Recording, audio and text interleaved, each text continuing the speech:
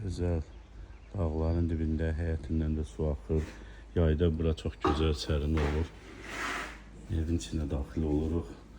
Belə qəşəng girən kimi bizi yol qarşılayır.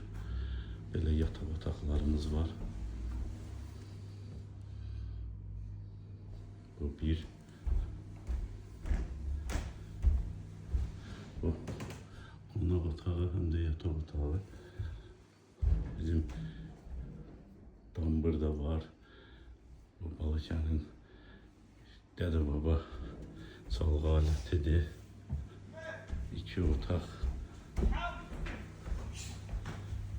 Gözəl mətbəx.